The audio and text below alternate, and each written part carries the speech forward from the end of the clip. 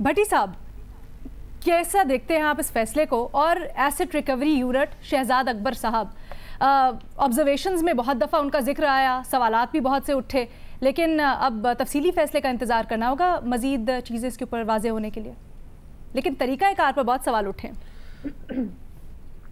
دیکھیے، پہلی بات وہی کہ یہ میری عدالت کا فیصلہ ہے، مجھے اپنی عدالت کا فیصلہ قبول اور مبارک ہو جسٹس فائز عیسیٰ صاحب کو ریفرنس ختم ہونے پر۔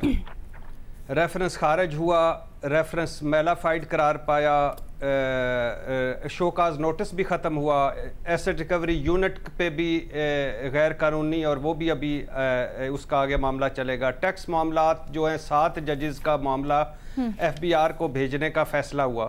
ابھی تفصیلی ججمنٹ جیسے بابر صاحب نے کہا ہے کہ آنا باقی ہے، لیکن جو مختصر فیصلہ آیا ہے، مجھے مختصر فیصلے سے مایوسی ہوئی ہے۔ عدلیہ اپنے احتساب میں ناکام ہوئی ہے۔ یہ دیکھیے، یہ 20 مئی 2019 سے یہ بات شروع ہوئی تھی، 13 ماہ کیس چلا، 40-41 سماعتیں ہوئیں، بیوی بچوں کی جائیدادیں نکلیں، حکومت کو شکایت ہوئی، حکومت نے معلومات اکٹھی کر کے صدر کو بھیجی، صدر نے ریفرنس بنایا، اور پھر جسٹس فائز عیسیٰ صاحب کی ریفرنس پر اعتراضات شروع ہوئے۔ صدر کو انہوں نے 3 خط لکھے۔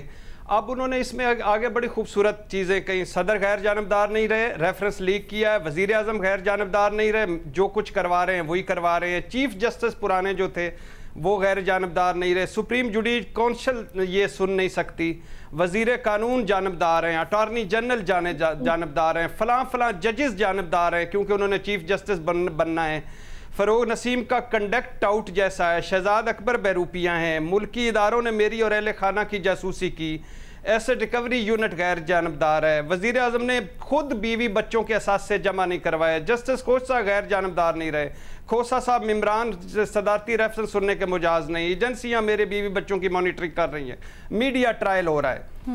اب یہ سارا بدقسمتی اس میں ایک یہ بھی ہوئی کہ ایک فیصلے کو، ایک جسٹس صاحب کے فیصلے کو اس کیس سے نتھی کیا گیا، اور پھر کہا گیا کہ جس طرح اس سارے معاملے کو سازشی تھیوریوں میں لپیٹ دیا گیا، کوئی کہہ رہا تھا یہ تو جی آزاد جوڈیشری پر حملہ ہے، کوئی مرنے مارنے اور تالے بندیوں پر پہنچا ہوا تھا، ایک جج کا کیس ججز سن رہے ہیں، ایک جج کا معاملہ میلیفائڈ ہوگا، غلط ہوگا، جو بھی ہوگا وہ اب تفصیلی فیصلہ ہے، اس کے بعد آگے عدالت کا فیصلہ ہے، لیکن وہ کون سن رہے ہیں؟ ان کے ہی جج سن رہے ہیں، ان کی سپریم کورٹ سن رہی ہے، اور اس پر بھی اس طرح کی تھیوریاں، اس طرح کی سازشی تھیوریاں، اس طرح کے مرنے مرانے، اس طرح کے سارے، اور پھر جسٹس فائز صاحب نے کہا کہ سارا غلط ہے سوائے میرے، باقی سب غلط ہیں، ساروں پہ اعتراض اٹھائے، سارے غلط ہیں۔ تو یہ ملک ہے، جسٹس فائز صاحب کا بھی اتنا ہی ہے، ارشاد بھٹی کا بھی اتنا ہی ہے، ان باقی ایسٹ ریکوری والوں کا بھی اتنا ہی ہے، اور باقی ساروں کا بھی اتنا ہی ہے۔ تو اگر میرا خیال ہے کہ ججز بھی قابل احتساب ہوتے ہیں اور زیادہ ہوتے ہیں کیونکہ وہ ساروں کا احتساب کرتے ہیں، تو بہرحال ابھی تفصیلی فیصلہ آئے گا اور اس کے پڑھیں گے، اور اس کے بعد ایک جلدی سے جواب دے دیں، آپ کہتے ہیں آپ کے نظر میں نہیں سننا چاہیے تھا سپریم کورٹ کو یہ فیصلہ، تو پھر کس کو سننا چاہیے تھا؟ کم ہے یہ تو میں یقین سے کہہ سکتا ہوں آپ کو۔ نہیں بالکل بھی نہیں، یہ ساروں کا ملک ہے۔ فائز عیسیٰ صاحب نے آج ثابت کر دیا ہے کہ ان کا زیادہ ملک ہے، جس طرح جس عہدے پر انہوں نے اعتراضات اٹھائے، یہ اس ملک کی خوبصورتی ہے۔ صدر غیر جانبدار، وزیر اعظم، attorney general, supreme judicial council, chief of supreme court, اور باقی سب کچھ، کوئی بیروپیا، کوئی ٹاؤٹ، کوئی کچھ، تو جوڈیشری نہیں بابر صاحب دیکھیے، میں نہیں، آپ دوسری بات کر رہے ہیں۔ بات یہ ہے کہ سب اکاؤنٹیبل ہے، سب اکاؤنٹیبل۔ ہم نے جب نتھی کر دیتے ہیں کہ ارشاد بھٹی نے فلاں دن رپورٹ کارڈ میں چونکہ یہ بات کی تھی، آج اس سے کچھ نہ پوچھو، اگر پوچھا گیا تو اس کا مطلب ہے کہ وہ جو بات کی تھی اس کی وجہ سے یہ اس کو اکاؤنٹیبل کیا جا رہا ہے۔ لیکن بھٹی صاحب ایک پوزیشن، ایک فکس پوزیشن بھی تو نہیں ہونی چاہیے نا، لاجیکلی جواب ہونا چاہیے۔ کو تیار ہی نہیں، کوئی آگے بڑھنے کو تیار ہی نہیں، جس کی طرف پوچھو اس میں سازش آ جاتی ہے، ہندو کش کی سازشیں آ جاتی ہیں، پوری دنیا اگینسٹ آ جاتی ہے، اور بھٹی صاحب کوئکلی یہی ہمارا ملک رہ گیا، جس سے کچھ پوچھ لو وہ سازش ہو جاتی ہے۔ جس سے کچھ پوچھ لو وہ سازش ہو جاتی ہے. یہ تو نہ کرو, کیس لڑو, جیتو ہارو آپ کا مقدر, مگر ساروں کو ملائن کرنا چونکہ وہ یہ ہو رہا تھا, چونکہ وہ فلاں طاقتور ہیں, چونکہ انہوں نے یہ کیا ہوا تھا. یہ چونکہ سے تو نکلو یار.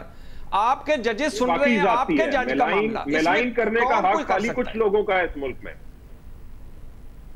سر نہیں, آپ کے جج صاحب کا کیس جج صاحبان سن رہے ہیں. میں صرف سمپل اتنا کہہ رہا ہوں, کوئی امپیچمنٹ پارلیمنٹ نہیں کر رہی, کوئی فوج نہیں کر رہی, کوئی ادارہ نہیں کر رہا. ایک دائمی قبض اور دائمی وہم ہے جو دماغ میں, وہ جا ہی نہیں رہا, وہ جا ہی نہیں رہا. وہ دائمی وہم چلے جا رہا ہے, چلی جا رہا ہے, چلی جا رہا ہے. اچھا, بالکل انفارچونیٹ بات ہے کہ میں نے ہسٹری پڑھی ہوئی ہے پاکستان کی اور دیکھی ہوئی ہے پچھلے سالوں سے.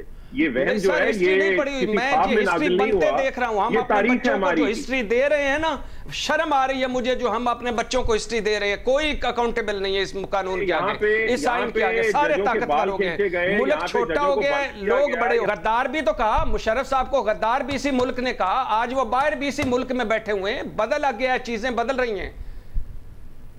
اب نہیں, اب دوسرے اینگل بھی بولے نا. ایک کبھی سوچ سکتے تھے آرمی چیف کو کوئی غدار کہے؟ غدار کہا نا, اور کہا نا کہ لاش کو لٹکاؤ. جج نے لکھا نا, اگر وہ نہ آئے تو گھسیٹ کے لاؤ, 3 دن لٹکاؤ. کہا نا 65 پیرا آپ کے سامنے ہے نا. تو یہ بھی اس ملک میں ہوا ہے. تو ہر چیز کو سازش میں نہ کریں, آپ اپنی صفائی دیں. سر یہ بھی لے آئیں, آپ وکیل ہیں, بسم اللہ کریں, آپ بسم اللہ کریں, بسم اللہ کریں, بسم اللہ کریں. آپ یہ بھی لائیں, سپریم کورٹ میں لائیں, میرے بھی لائیں, باقی سب کے لائیں, سر سب کے لائیں. آج آپ کے پاس وقت ہے, کسی کو نہ چھوڑیں. کمال تقریر ہے بھٹی صاحب. ایک جج نے اپنا حساب دے دیا, اس کی بیگم نے آ کے حساب دے دیا, پیسوں کا حساب دے دیا, بتایا سر ابھی حساب ابھی بتایا ہے نا. میرا بتانا علیحدہ بات ہے, وہ سچا ثابت ہونا علیحدہ بات ہے. دستاویزات اور ثبوت کے ساتھ ثابت ہونا وہ علیحدہ بات ہے. میرا بتانا کہ میں محمد بن قاسم کے ساتھ لڑتا رہا ہوں, آپ مان جائیں گے؟ میں سلطان محمود غزنوی کے ساتھ لڑتا رہا ہوں, آپ مان جائیں گے؟ تو بھٹی صاحب یہ قائد اعظم کے ساتھ یہ ملک میں نے آزاد کروایا, مان جائیں گے؟ بھٹی صاحب آپ کیا میں نے پروپوز کر بنایا, رہے ہیں؟ مان جائیں گے؟ اچھا ڈیبیٹ کو آگے بڑھاتے ہیں. بھٹی صاحب یہ بتائیں, آپ کیا پروپوز کریں, کس طرح سے ہوتی تحقیقات؟ لارجر بینچ بنا دیا آپ, کیا ایف بی آر کچھ ٹھیک ہوا ہے؟ بھٹی صاحب جس طرح بابر صاحب کہہ رہے ہیں, آپ اس سے متفق نہیں ہیں کیا؟ نہیں ہونا چاہیے تھا ایف بی آر؟ متفق سر, میں بالکل ایف بی آر کو نہیں جانا چاہیے تھا, کوئی کسی اور کو کارروائی کرنی چاہیے تھی پھر, کیا آگے اساسوں کی؟ سر میں کہہ رہا ہوں کہ ابھی تفصیلی فیصلہ آتا ہے, اس کے بعد دیکھتے ہیں کہ وہ کیا کیا کرتے ہیں, کیا کیا نہیں کرتے. لیکن مجھے مایوسی ہوئی ہے, آج بہت مایوسی ہوئی ہے. اچھا